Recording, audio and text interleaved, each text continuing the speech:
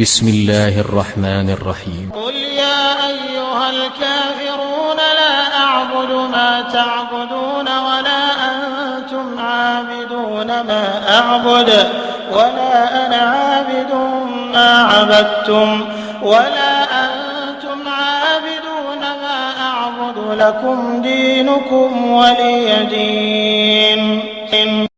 السلام علیکم ورحمۃ اللہ وبرکاتہ. اعوذ باللہ من الشیطان الرجیم. بسم اللہ الرحمن الرحیم. قل یا ایہا الکافرون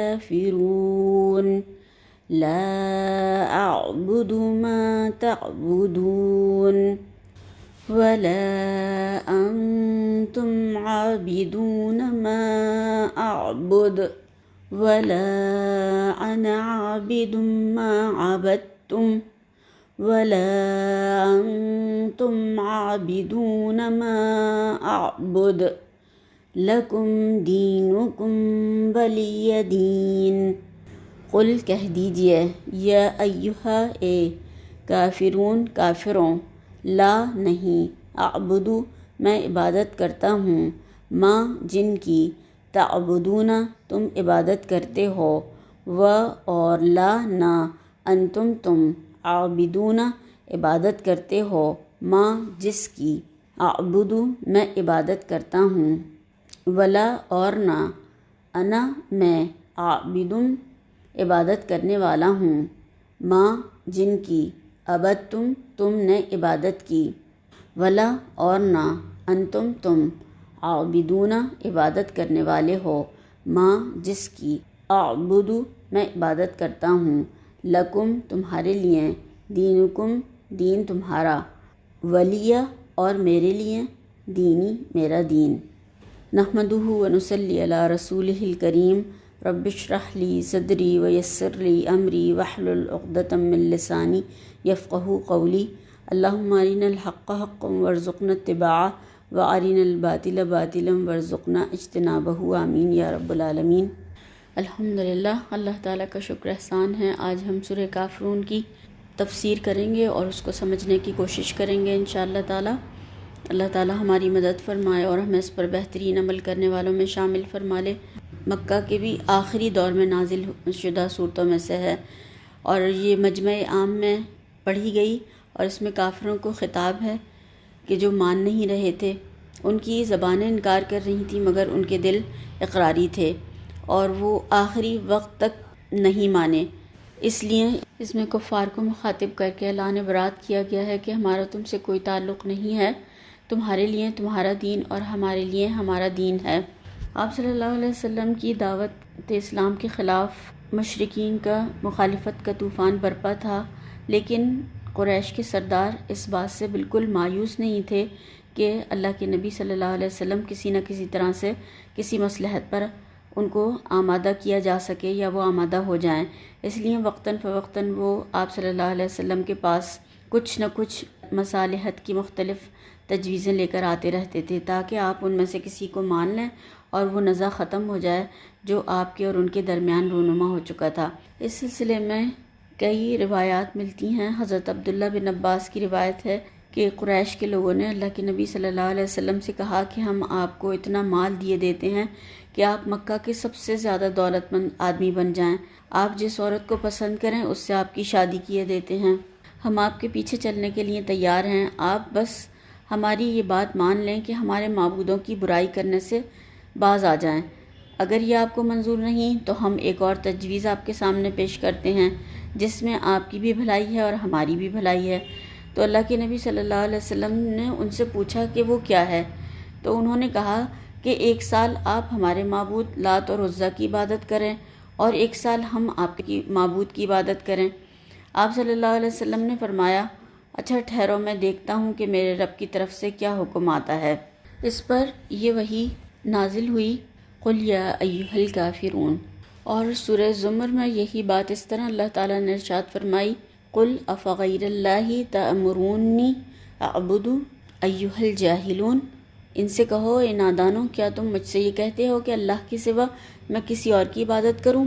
ابن عباس رضی اللہ تعالیٰ عنہ کی ایک روایت ہے کہ قریش کے لوگوں نے اللہ کے نبی صلی اللہ علیہ وسلم سے کہا کہ محمد صلی اللہ علیہ وسلم اگر تم بتوں کو چوم لو تو ہم تمہارے معبود کی عبادت کریں گے۔ اس پر یہ صورت نازل ہوئی۔ اور سعید بن مینا کی روایت ہے کہ ولید بن مغیرہ، عاص بن وائل، اسود بن مطلب اور امیہ بن خلف رسول اللہ صلی اللہ علیہ وسلم سے ملے اور آپ سے کہا کہ محمد صلی اللہ علیہ وسلم آؤ ہم تمہارے معبود کی عبادت کرتے ہیں اور تم ہمارے معبودوں کی عبادت کرو، اور ہم اپنے سارے کاموں میں تمہیں شریک کیے لیتے ہیں۔ اگر وہ چیز جو تم لے کر آئے ہو اس سے بہتر ہوئی جو ہمارے پاس ہے تو ہم تمہارے ساتھ اس میں شریک ہوں گے اور اپنا حصہ اس میں سے پالیں گے۔ اگر وہ چیز جو ہمارے پاس ہے اس سے بہتر ہوئی جو تم لائے ہو تو تم ہمارے ساتھ اس میں شریک ہوگے اور اس سے اپنا حصہ پالو گے۔ اس پر اللہ تعالیٰ نے یہ وحی نازل فرمائی، قُلْ يَا أَيُّهَا الْكَافِرُونَ۔ ابن شام نے یہ سیرت میں واقع نقل کیا ہے۔ وہب بن منبہ کی روایت ہے کہ قریش کے لوگوں نے رسول اللہ صلی اللہ علیہ وسلم سے کہا کہ اگر آپ پسند کریں تو 1 سال ہم آپ کے دین میں داخل ہو جاتے ہیں اور 1 سال آپ ہمارے دین میں داخل ہو جائیے۔ ان تمام روایات سے معلوم ہوتا ہے کہ ایک مرتبہ ایک ہی مجلس میں نہیں بلکہ مختلف اوقات میں مختلف مواقع پر کفار نے اللہ کے نبی صلی اللہ علیہ وسلم کے سامنے اس قسم کی تجاویز پیش کی اور اس بات کی ضرورت تھی کہ ایک دفعہ ان کو 2 ٹوک جواب دے کر ان کی اس امید کو ہمیشہ کے لیے ختم کر دیا جائے کہ آپ صلی اللہ علیہ وسلم دین کے معاملے میں کچھ دو اور کچھ لو کے طریقے پر ان سے کوئی بھی مصالحت کر لیں گے۔ اور یہ صورت اس لیے نازل ہوئی کہ کفار کے دین اور ان کی پوجا پاٹ اور ان کے معبودوں سے قطعی برات اور بیزاری اور لا تعلقی کا اعلان کر دیا جائے اور انہیں بتا دیا جائے کہ دین کفر دین اسلام ایک دوسرے سے بالکل الگ ہیں اور ان کا باہم مل جانے کا سرے سے کوئی سوال ہی پیدا نہیں ہوتا ہے۔ اور اس کے ذریعے سے تمام مسلمانوں کو قیامت تک کے لیے یہ تعلیم دے دی گئی کہ دین کفر جہاں جس شکل میں بھی ہے ان کو اس سے قول اور عمل میں برات کا اظہار کرنا چاہیے اور بلا رعایت کہہ دینا چاہیے کہ دین کے معاملے میں کافروں سے کسی قسم کی مداہنت یا مصلحت نہیں کی جا سکتی۔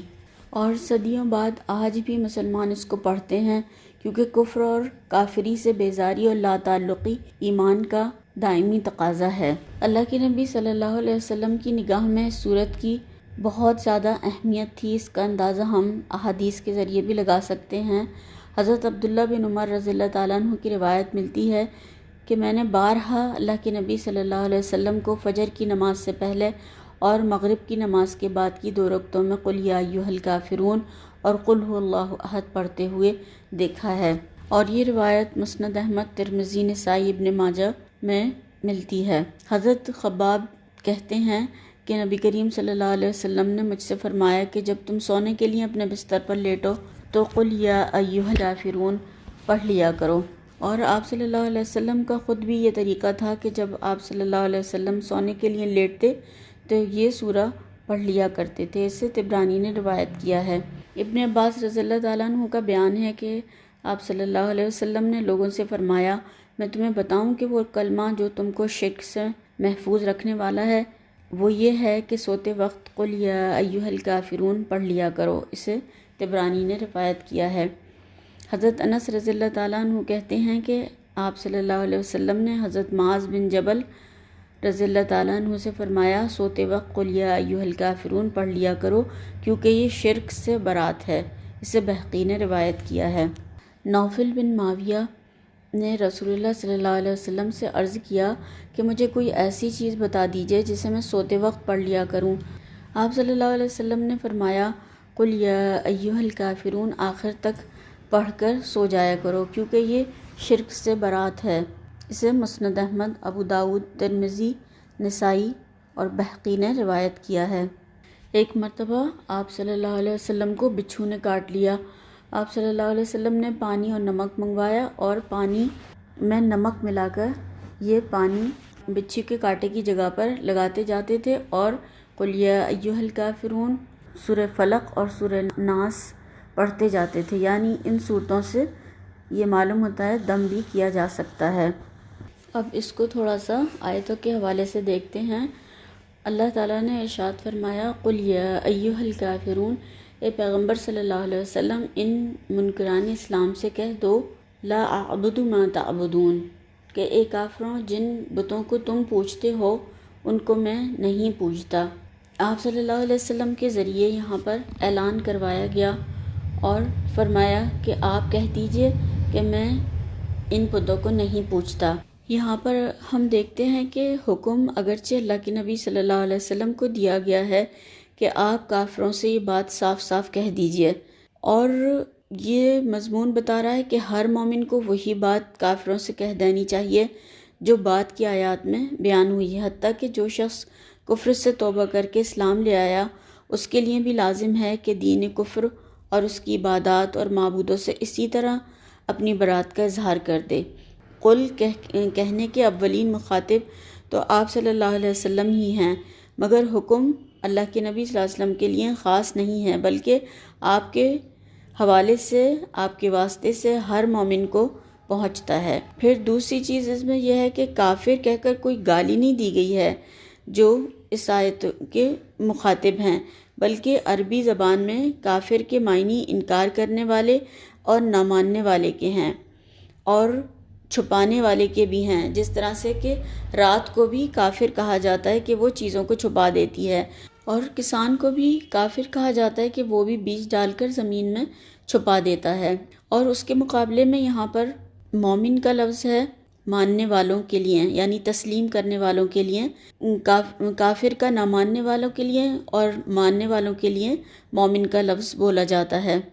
تو یہاں پر آپ صلی اللہ علیہ وسلم کے لیے جو حکم دیا گیا کہ آپ فرمائیے اے کافروں، دراصل اس معنی میں ہے کہ اے وہ لوگوں جنہوں نے میری رسالت اور میری لائی ہوئی تعلیم کو ماننے سے انکار کر دیا، کیونکہ وہ آپ صلی اللہ علیہ وسلم کی بات اور قرآن کریم کو نہیں مان رہے تھے، تو یہاں پر یہ بتایا گیا۔ اور یہی بات جب ایک مومن کہے گا تو اس کی مراد محمد صلی اللہ علیہ وسلم پر ایمان نہ لانے والے ہوں گے۔ اور تیسرا مطلب اس کا یہ کیا گیا ہے کہ کافروں کہہ کر کہا گیا، مشرکوں نہیں کہا گیا، اس لیے مخاطب صرف مشرکین ہی نہیں ہیں بلکہ وہ سب لوگ ہیں جو آپ صلی اللہ علیہ وسلم کو اللہ تعالیٰ کا رسول اور آپ کی لائی ہوئی تعلیم اور ہدایت کو اللہ تعالیٰ کی تعلیم و ہدایت نہیں مانتے، خواہ وہ یہودی ہوں، نصرانی ہوں، مجوسی ہوں یا دنیا بھر کے کفار اور مشرکین اور ملحد ہوں۔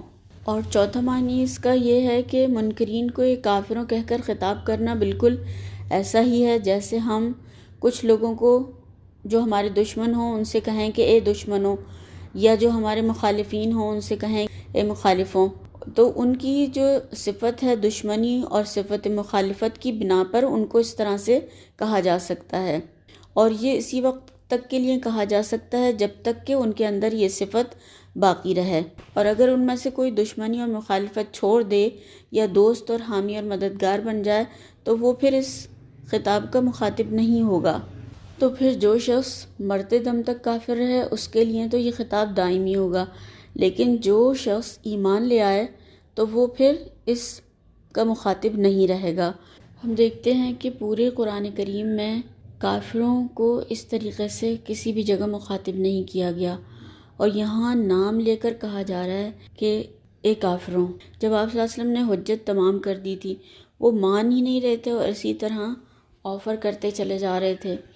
آپ صلی اللہ علیہ وسلم ایک عرصے تک اپنی قوم کو یا قومی کہہ کر پکارتے تھے، اے میری قوم، اے میری قوم، اے بنو ہاشم، اے قریش کے لوگوں، لیکن یہاں اے کافروں کہہ کر پکارا گیا اور حجت تمام کرنا بھی مقصود تھا۔ تو کہلوایا گیا آپ صلی اللہ علیہ وسلم سے کہ آپ کہہ دیجئے اے کافروں، جن بتوں کو تم پوجتے ہو ان کو میں نہیں پوجتا، کسی بھی قیمت پر میں تمہارے معبودوں کی عبادت نہیں کر سکتا۔ ابتدائی دور میں جو بھی آفر کی گئی تھیں، اور جب ابو طالب زندہ تھے آپ کے چچا، اور جتنی چاہیں دولت لے لیں، جس آپ لڑکی سے شادی کرنا چاہیں ہم تیار ہیں، اگر مکہ کے سردار بننا چاہیں تو وہ ہم آپ کو بنانے کے لیے تیار ہیں، لیکن ہمارے معبودوں کی آپ توہین نہیں کریں، برا نہ کہیں، آپ الا اللہ کہیں مگر لا نہیں کہیں، کیونکہ لا کہنے سے تمام کی نفی ہو جاتی ہے، صرف ایک اللہ عبادت کے لائق ہے۔ تو مگر آپ نے کسی بات کو بھی تسلیم اس وقت پہ بھی نہیں کیا تھا تو اس سے یہ بات ہمیں پتہ چلتی ہے کہ دین کا کام جب تک نہیں ہو سکتا جب تک کہ انسان اپنے اصولوں پر قائم نہ ہو. کمپرومائز نہیں کیا جا سکتا دین کے معاملے میں، عقیدے کے معاملے میں. کسی کا دل رکھنے کے لیے بھی کسی کی غلط بات نہیں مانی جا سکتی ہے. اگر کوئی غلط کام کر رہا ہے، کوئی شراب پی رہا ہے، کوئی جوا کھیل رہا ہے، کوئی غلط کام کر رہا ہے، تو پھر ہم کہیں کہ نہیں اب یہ ہمیں بلا رہا ہے تو ہم اس کا تھوڑا سا دل رکھ لیتے ہیں، اس کے بعد میں پھر اس سے اچھی باتیں بتائیں گے یا تبلیغ کریں گے. تو ایسا نہیں ہو سکتا ہے. خود کا عمل انسان کا غلط ہوگا، وہ بھی ان چیزوں میں شامل ہے جو کہ لوگ کر رہے ہیں، تو پھر وہ کس منہ سے لوگوں کو دین کی طرف بلائے گا، کیسے تبلیغ کرے گا، وہ کیا کہے گا ان سے؟ تو وہ یہی کہیں گے کہ تم تو ہمارے ساتھ شامل ہو، تم تو یہی کام کر رہے ہو. تو ایسا نہیں ہو سکتا ہے. باطل توئی پرست ہے، حق لا شریک ہے. روشنی جو ہے وہ روشنی ہے، حق حق ہے، باطل باطل ہے. اس لیے دین کے معاملے میں سمجھوتے نہیں کیے جا سکتے. اصول پر قائم رہنا ہے، استقامت اختیار کرنی ہے، اور خصوصاً عقیدے کے معاملے میں، توحید کے معاملے میں کوئی بھی مداہنت نہیں برتی جا سکتی. پھر فرمایا وَلَا أَنْتُمْ عَابِدُونَ مَا أَعْبُدُ، جس اللہ کی میں عبادت کرتا ہوں اس کی تم عبادت نہیں کرتے. وَلَا أَنَا عَابِدٌ مَا عَبَدْتُمْ، اور میں پھر کہتا ہوں کہ جن کی تم پرستش کرتے ہو ان کی میں پرستش کرنے والا نہیں ہوں.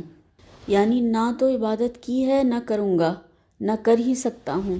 ہر طرح کا شک دور کیا گیا ہے کہ کسی بھی شکل میں، کسی بھی طور پر، کسی بھی طرح سے کوئی کمپرومائز نہیں کیا جا سکتا. تو ان لوگوں کے جو معبود تھے ان میں کمزوریاں، نقص اور خامیاں ایسی تھیں کہ ان کا عقیدہ تھا کہ 6 دن میں دنیا بنائی، پھر اس کے بعد 7ویں دن ان کے خدا نے آرام کیا، اور جو کہ رب العالمین نہیں بلکہ رب اسرائیل ہے، اور جن کا ایک خاص نسل سے رشتہ ہے اور دوسرے انسانوں سے نہیں ہے، اور جو حضرت یعقوب علیہ السلام سے نعوذ باللہ وہ کہتے ہیں کہ کشتی لڑی اس نے اور ان کو گرا دیا، اور جو عزیر نامی ایک بیٹا رکھتا ہے نعوذ باللہ. اور یعنی تمام جو غلط عقیدے اور یہ ساری چیزیں ان کے خداؤں کے ساتھ منسوب تھیں، اور ان کے یہاں یہ بھی عقیدہ تھا کہ دوسروں کے گناہ کفارہ بنانے کے لیے اپنے بیٹے کو صلیب پر چڑھوا دیا. اور ان کا خدا بیوی بچے بھی رکھتا ہے، مگر بیچارے کے ہاں کسی کے ہاں صرف بیٹیاں ہی بیٹیاں پیدا ہو جاتی ہیں. کسی کا خدا جو ہے انسانی شکل کا روپ بھی دھار لیتا ہے، زمین پر انسانی جسم میں رہ کر انسانوں کے کام آتا ہے. اور کسی کا یہ عقیدہ تھا کہ کائنات کے نظام کو ایک مرتبہ حرکت دے کر وہ الگ جا بیٹھا ہے، اور اس کے بعد کائنات لگے بندے قوانین کے مطابق خود بخود چل رہی ہے. اس سے انسان کا اور انسان کا اس سے کوئی بھی تعلق نہیں ہے. تو یہاں پر ان سب کی نفی کر دی گئی ہے. پھر فرمایا وَلَا أَنْتُمْ عَابِدُونَ مَا أَعْبُدُ، اور نہ تم ان کی بندگی کرنے والے ہو، معلوم ہوتے ہو جس کی میں بندگی کرتا ہوں. لَكُمْ دِينُكُمْ وَلِيَ دِين، تم اپنے دین پر، میں اپنے دین پر. فرمایا میں ان کی عبادت نہیں کرتا جن کی عبادت تم کرتے ہو. ان دونوں حیثیتوں میں بہت بڑا فرق ہے. نمبر 1 یہ کہ میں فلاں کام نہیں کرتا یا نہیں کروں گا کہنے میں اگرچہ پرزور انکار ہے، لیکن اس سے بہت زیادہ زور یہ کہنے میں ہے کہ میں فلاں کام کرنے والا ہی نہیں ہوں، کیونکہ اس کے معنی یہ ہے کہ وہ ایسا برا کام ہے جس کا ارتکاب کرنا تو درکنار، اس کا ارادہ یا خیال کرنا بھی میرے لیے ممکن نہیں ہے. دوسرے یہ کہ جن کی عبادت تم کرتے ہو کا اطلاق صرف ان معبودوں پر ہوتا ہے جن کی عبادت کفار اب کر رہے ہیں، اور برخلاف اس کے جن کی عبادت تم نے کی ہے کا اطلاق ان سب معبودوں پر ہوتا ہے جن کی عبادت کفار اور ان کے آباء و اجداد زمانہ ماضی میں بھی کرتے رہے، یعنی پہلے بھی وہ سب جن کی عبادت کرتے رہے ہیں. اور کفار کی عبادت جو ہے اس میں کمی بیشی اضافہ ہوتا رہتا تھا. وہ جس چیز کو یا جس پتھر کو اچھا لگتا تھا ان کو وہ لا کر اس جگہ پر رکھ دیتے تھے، اس کی پوجا شروع کر دیتے اور پہلے والے پتھر کو پھینک دیتے تھے. تو وہ کمی بیشی ان کے معبودوں میں ہوتی رہتی تھی مختلف زمانے میں، اور مختلف معبودوں کو پوجتے تھے. سارے کافر جو تھے ان کے معبود الگ الگ تھے، ہر ایک کا اپنا بت تھا. تو آیت کا مطلب یہ آج کے معبود ہوں یا تمہارے آباء و اجداد کے معبود ہوں، میں ان سب سے بری الذمہ ہوں. یہ میرا کام نہیں ہے کہ ایسے معبودوں کی عبادت کا خیال تک اپنے دل میں لاؤں یا میں ان کی عبادت کروں، اور نہ تم ہی اس معبود واحد کی عبادت کرنے والے بنتے نظر آتے ہو جس کی میں عبادت کرتا ہوں۔ یا بالفاظ دیگر اگر کہا جائے کہ میرے لیے یہ ممکن نہیں کہ جن جن کو تم نے اور تمہارے آباء و اجداد نے پوجا ہے ان کا پجاری بن جاؤں، اور تم کو بہت سے معبودوں کی بندگی چھوڑ کر ایک ہی معبود واحد کی عبادت اختیار کرنے سے جو چڑ ہے، اس کی بنا پر تم سے یہ توقع نہیں ہے کہ اپنی اس غلط عبادت سے تم باز آ جاؤ گے اور اس کی عبادت کرنے والے بن جاؤ گی جس کی عبادت میں کرتا ہوں۔ پھر فرما دیا، میرا دین میرے لیے ہے اور تمہارا دین تمہارے لیے، تمہارے لیے تمہارا دین ہے اور میرے لیے میرا دین۔ یہ دو راستے اکٹھے نہیں ہو سکتے، یہ دو الگ نظریے ہیں جو جمع نہیں ہو سکتے۔ دونوں کی سوچ فرق، طرز زندگی اور دونوں کا انجام فرق، تو پھر دونوں کیسے اکٹھے ہو سکتے ہیں؟ یہ تو مشرق اور مغرب کی دوری رکھتے ہیں، آپس میں کیسے جمع ہو سکتے ہیں؟ جس طرح سے کہ پاک اور ناپاک ایک جیسے نہیں ہوتے، مسلم اور مجرم اور کافر ایک جیسے نہیں ہوتے، دین پڑھے ہوئے اور نہ پڑھے ہوئے ایک جیسے نہیں ہوتے، جاننے والے اور نہ جاننے والے برابر نہیں ہوتے، نیکی اور برائی یکساں نہیں ہوتی، روشنی اور اندھیرا ایک جیسا نہیں ہوتا۔ تو جو قرآن پڑھ کر عقائد میں، معاملات میں، اخلاق میں جو تبدیلی آتی ہے، اور اگر پڑھ کر بھی پھر کچھ فرق نہیں آیا یا انہی جیسے ہیں، تو پھر پڑھا اور نہ پڑھا دونوں برابر ہوں گے۔ اس میں یہ بات صاف اور واضح طور پر بتا دی گئی کہ میرا دین الگ ہے اور تمہارا دین الگ ہے، میں تمہارے معبودوں کا پرستار نہیں اور تم میرے معبودوں کے پرستار نہیں ہو سکتے، میں تمہارے معبودوں کی بندگی نہیں کر سکتا اور تم میرے معبود کی بندگی کے لیے تیار نہیں ہو، اسی لیے میرا راستہ اور تمہارا راستہ کبھی ایک نہیں ہو سکتا۔ تو یہ کافروں سے ہمیشہ کے لیے برات، بیزاری اور لا تعلقی کا اعلان ہے جب تک کہ وہ کفر کی حالت میں مبتلا رہیں۔ اس سے قطعی طور پر ایک طریقے سے مایوس کر دیا گیا ہے کہ دین کے معاملے میں اللہ کا رسول صلی اللہ علیہ وسلم اور اس پر ایمان لانے والوں کا گروہ کبھی بھی ان سے کوئی مصالحت کرے گا۔ یہی اعلان برات اور اظہار بیزاری اس صورت میں اللہ تعالیٰ نے فرمائی ہے۔ اس کے حوالے سے امام ابو حنیفہ اور امام شافعی نے یہ استدلال کیا ہے کہ کافروں کے مذاہب کتنے ہی مختلف ہوں لیکن کفر بحیثیت مجموعی ایک ہی ملت ہے، اسی لیے یہودی عیسائی کا اور عیسائی یہودی کا، اور اسی طرح ایک مذہب کا کافر دوسرے مذہب کے کافر کا وارث ہو سکتا ہے۔ حضرت عبداللہ بن عمر بن عاص سے منقول ہے کہ اللہ کے نبی صلی اللہ علیہ وسلم نے فرمایا کہ دو مختلف ملتوں کے لوگ ایک دوسرے کے وارث نہیں ہو سکتے۔ مسند احمد، ابو داؤد اور ابن ماجہ کی روایت ہے۔ حضرت اسامہ بن زید کی روایت ملتی ہے، اللہ کے نبی صلی اللہ علیہ وسلم نے ارشاد فرمایا کہ مسلمان کافر کا وارث نہیں ہو سکتا اور نہ کافر مسلمان کا وارث ہو سکتا ہے، اور اسے بخاری، مسلم، نسائی، احمد، ترمذی اور ابو داؤد نے روایت کیا ہے۔ تو حقیقت یہ ہے کہ اللہ نے بس دو ہی دین قرار دیے ہیں، ایک دین حق ہے اور دوسرا دین باطل ہے۔ اس نے دو ہی فریق رکھے ہیں، ایک فریق جنتی ہے اور وہ مومن ہے، اور دوسرا فریق دوزخی ہے۔ تو اس صورت میں ہم نے جیسے کہ دیکھا کہ کفر سے اعلان برات ہے، اور اللہ تعالیٰ نے صاف اور واضح طور پر دو ٹوک طریقے سے ہدایات دے دی کہ یہ دونوں ایک نہیں ہیں، اور ان دونوں کے ماننے والے بھی پھر ایک نہیں ہو سکتے۔ تو اللہ تعالیٰ سے ہم دعا کرتے ہیں کہ اللہ تعالیٰ ہمیں اسے صحیح طور پر سمجھنے والا بنائے اور اس پر بہترین عمل کرنے کی توفیق عطا فرمائے۔ آمین ثم آمین۔ سبحانک اللہم و بحمدک، اشہد ان لا الہ الا انت، استغفرک و اتوب الیک۔ السلام علیکم ورحمۃ اللہ وبرکاتہ۔